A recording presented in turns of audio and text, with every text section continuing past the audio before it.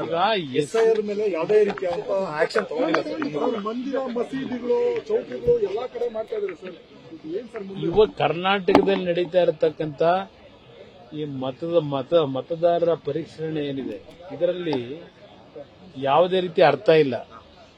ಈಗಾಗಲೇ ಇಲ್ಲಿಯ ರಾಜ್ಯದ ಚುನಾವಣಾ ಆಯುಕ್ತರು ಹೇಳ್ತಕ್ಕಂಥದ್ದು ಕೇಂದ್ರದ ಚುನಾವಣಾ ಆಯುಕ್ತರಿಗೆ ಕಳಿಸಿದ್ದೇವೆ, ಅಲ್ಲಿಂದ ಏನ್ ಡೈರೆಕ್ಷನ್ ಕೊಡ್ತಾರೆ ಅದರ ಮೇಲೆ ಕ್ರಮ ತೆಗೆದುಕೊಳ್ಳಿಕ್ಕೆ ನಾವು ಪ್ರಯತ್ನ ಪಡ್ತೀನಿ ಅಂತ ಹೇಳಿದ್ದಾರೆ. ಒಂದು ಕಡೆ ಈಗ ಆಗಿರತಕ್ಕಂಥ ಪ್ರಕ್ರಿಯೆಯನ್ನ ಸಂಪೂರ್ಣವಾಗಿ ರದ್ದುಗೊಳಿಸಬೇಕು ಅಂತಕ್ಕಂಥದ್ದು ನಮ್ಮ ಒಂದು ಆಗ್ರಹ ಇದೆ. ನಾನು ಸಾಧ್ಯ ಆದರೆ ನಾಡಿದ್ದು ಡೆಲ್ಲಿಗೆ ಹೋಗ್ತೀನಿ.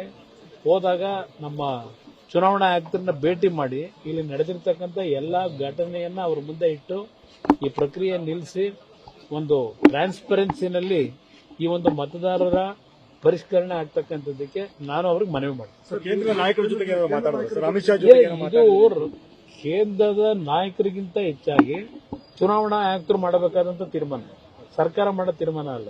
ಅದರಿಂದ ಚುನಾವಣಾ ಆಯುಕ್ತರಿಗೆ ಚರ್ಚೆ ಮಾಡ್ತೀವಿ. ರಾಜ್ಯ ಸರ್ಕಾರ ಇಲ್ಲಿವರೆಗೂ ಯಾವುದೇ ರೀತಿಯ ರಿಯಾಕ್ಷನ್ ಇಲ್ಲವಲ್ಲ.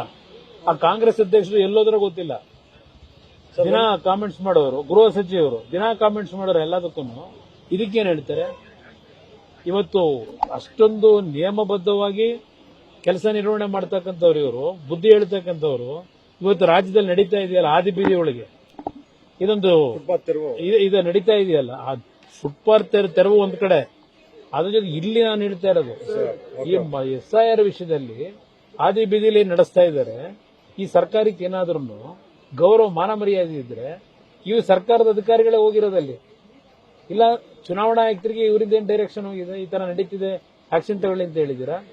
ಪ್ರತಿಯೊಂದಕ್ಕೂ ಹೇಳ್ತಕ್ಕಂಥವ್ರು ಬೀದಿ ಬದಿ ವ್ಯಾಪಾರಿಗಳದು ಸುಪ್ರೀಂ ಕೋರ್ಟ್ ಆದೇಶ ಇದೆಲ್ಲ ಒಪ್ಕೊಳ್ಳೋಣ, ಆದರೆ ಅವರನ್ನ ಅಷ್ಟೊಂದು ಲಕ್ಷಾಂತರ ಕುಟುಂಬಗಳು ಇವತ್ತು ಪ್ರತಿನಿತ್ಯ ಬೀದಿನಲ್ಲಿ ವ್ಯಾಪಾರ ಮಾಡ್ಕೊಂಡೆ ಬದುಕ್ತಾ ಇರತಕ್ಕಂಥವ್ರು. ಆಯ್ತು, ಸುಪ್ರೀಂ ಕೋರ್ಟ್ನ ಆದೇಶದ ಮೇರೆಗೆ ತೆರವುಗೊಳಿಸಿ ಜನಗಳ ಪ್ರಾಣ ಉಳಿಸಬೇಕಾದಂಥದ್ದು ನಮ್ಮ ಕರ್ತವ್ಯನೂ ಇದೆ. ಆದ್ರೆ ಅವ್ರ ಬದುಕನ್ನ ಏನ್ ಮಾಡ್ತೀರಿ? ಅವ್ರಿಗೇನು ಆಲ್ಟರ್ನೇಟ್ ಅರೇಂಜ್ಮೆಂಟ್ ಮಾಡ್ಕೊಟ್ಟಿದ್ದೀರಿ? ಎಲ್ಲಿ ಕಳಿಸ್ತೀರಿ ಅವ್ರನ್ನ ಅಷ್ಟು ಜನನ್ನ? ಇದು ಇರ್ತಕ್ಕಂಥದ್ದು. ಅದರಿಂದ ಸರ್ಕಾರ ಕಾನೂನಿನ ಬಗ್ಗೆ ಚರ್ಚೆ ಮಾಡೋರು ಬದುಕಿನ ಬಗ್ಗೆ ಇವತ್ತು ಏನು ಜೀವನ ಮಾಡಬೇಕಾದಂತವ್ರಿಗೆ ಅವ್ರಿಗೆ ಆಲ್ಟರ್ನೇಟ್ ಅರೇಂಜ್ಮೆಂಟ್ ಮಾಡ್ಕೊಡ್ಬೇಕಲ್ಲ. ಅದರ ಬಗ್ಗೆ ಇವತ್ತಿನವ್ರಿಗೆ ಏನ್ ಚರ್ಚೆ ಇಲ್ಲ. ಏನ್ ಮಾಡ್ತೀವಿ ಅಂತ ಹೇಳಿ ಏಕಾಏಕಿ ಅವ್ರನ್ನ ಖಾಲಿ ಮಾಡಿಸಿ ಅವ್ರು ಎಲ್ಲಿಗೆ ಹೋಗ್ಬೇಕು? ಅದಕ್ಕೆ ಪರಿಹಾರ ಕೊಡಬೇಕು ಅನ್ನೋದು ನಾನು ಒಂದು ಸರ್ಕಾರಕ್ಕೆ ಸಲಹೆ ಕೊಡೋದು. ಏನಾಗಿದೆ? ಏನ್ ಯಾವ ಸಾಧನೆ ಆಗಿದೆ? ಸಾಧನೆ ಏನ್ ಮಾಡವ್ರೆ? ಬರೀ ಘೋಷಣೆಗಳು ಯಾವ್ದು ಇಂಪ್ಲಿಮೆಂಟ್ ಆಗಿದೆ? 76,000 ಉದ್ಯೋಗ ಅಲ್ವಾ? ಅದ್ರ ಪ್ರಕ್ರಿಯೆ ಎಲ್ಲಿಗೆ ಬಂದು ನಿಂತಿದೆ ಅಂತ ಹೇಳಿದಾರೆ ಏನಾದ್ರು ನಿಮ್ಗೆ? ಇಲ್ಲ ಜನಕ್ಕೆ ಏನಾದ್ರು ತಿಳಿಸವ್ರ? ಘೋಷಣೆಗಳಾಗಿದೆ. ಯಾವ ಕೆಲಸ ಇವತ್ತು ಈ ಸರ್ಕಾರದಲ್ಲಿ ಒಂದು ತಿಂಗಳಿನಲ್ಲಿ ಇಂಪ್ಲಿಮೆಂಟ್ ಆಗಿರೋದು ಹೇಳಿ?